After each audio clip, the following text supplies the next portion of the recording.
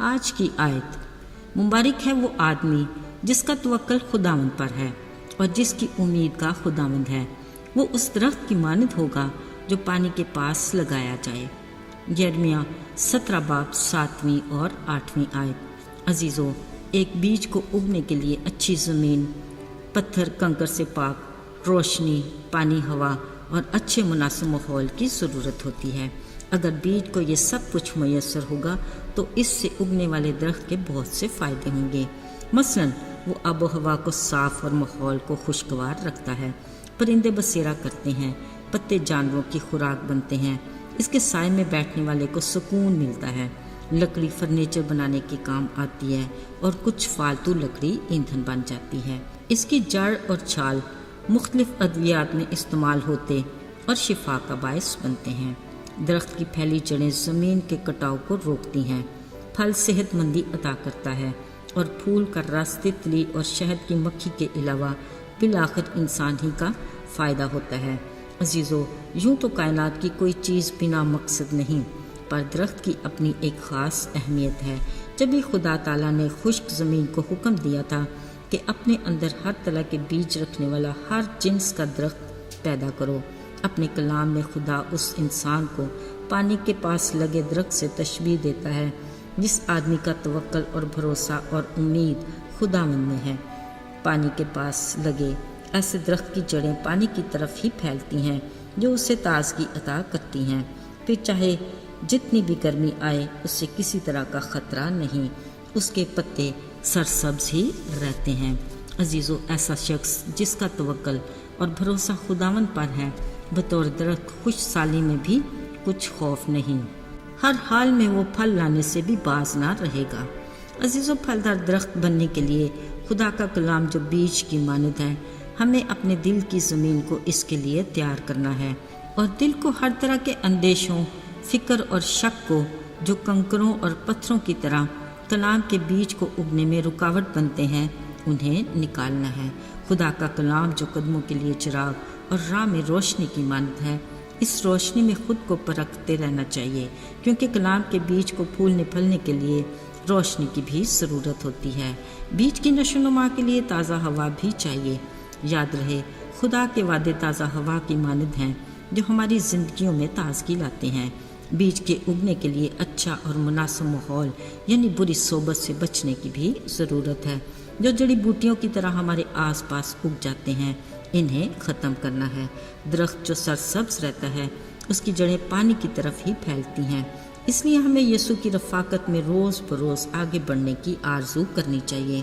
درخت کی جڑیں جتنی پھیلتی ہیں اتنا ہی وہ مضبوط ہوتا ہے۔ عزیزو، اگر ہم خالق خدا کی مرضی کے مطابق ایک اچھے درخت کی مانند ہونا چاہتے ہیں تو ہمیں دوسروں کے لیے بابرکت بننے کی ضرورت ہے۔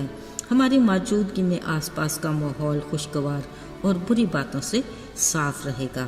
ہم خدا کے کلام کے وسیلے دوسروں کے لیے تسلی اور اطمینان کا باعث بھی بنیں گے، اور ہماری زندگی ایک اچھی مثال بنے گی۔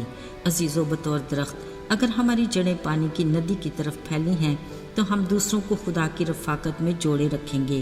ایک درخت کے لیے پھل لانا کتنا ضروری ہے، لہٰذا بطور مسیحی اگر ہم میں روح کا پھل یعنی محبت، خوشی، مہربانی، نیکی، حلم، پرہیزگاری، اطمینان، تحمل اور ایمانداری نظر نہیں آتے تو نہ صرف ہماری اپنی روحانی زندگی میں ترقی اور بڑھوتری کا خطرہ ہے، بلکہ ہم دوسروں کے لیے بھی بالکل بیکار ہیں۔ بلا شبہ پھول کسی بھی درخت پودے کے لیے خوبصورتی کا باعث ہوتے ہیں۔ ان پر آنے والی تتلی اور شہد کی مکھی نہ صرف خود پھول سے فائدہ حاصل کرتے ہیں، بلکہ جاتے وقت پھول کا رس لے جا کر کسی نہ کسی صورت انسان ہی کے لیے کارآمد بناتی ہیں۔ عزیزو، اگر تو مسیح کی محبت کی مٹھاس اور خوشبو ہماری شخصیت میں ہوگی تو ہماری قربت میں رہنے والے نہ صرف خود مستفید ہوں گے، بلکہ مسیح کی محبت اور معافی کی مٹھاس کے اس پیغام کو اپنے ساتھ لے جا کر دوسروں کے لیے گواہی دے کر ان کی زندگیوں کے لیے بھی برکت کا باعث ہوں گے۔ یاد رہے، خدا نے خود اس شخص کو مبارک کہا ہے جس کا توکل خداوند پر ہے اور جس کی امید کا خداوند ہے۔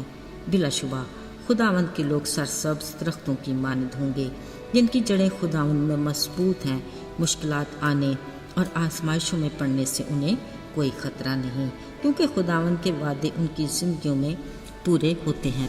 عزیزو، زندگی میں خشک سالی جیسے سخت حالات بھی کیوں نہ آ جائیں، سدا بہار درختوں کی مانند خدا کے لوگوں کی زندگیوں میں روح کا پھل اپنی بھرپور بہار کے ساتھ دکھائی دیتا ہے، جس کی بدولت نہ صرف خدا کے نام کو عزت حاصل ہوتی ہے بلکہ اس کے نام کو جلال بھی ملتا ہے۔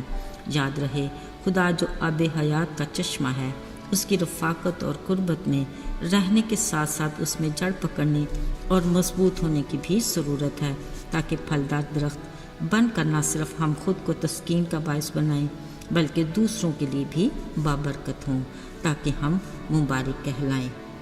آئیے دعا کریں۔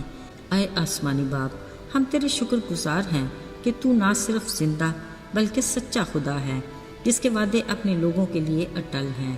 ہمیں اپنے میں مضبوطی عطا کر تاکہ ہمارا توکل تجھ پر ہمیشہ قائم رہے۔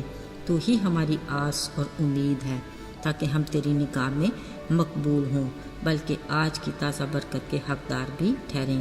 یسوع کے پاک اور مبارک نام میں آمین۔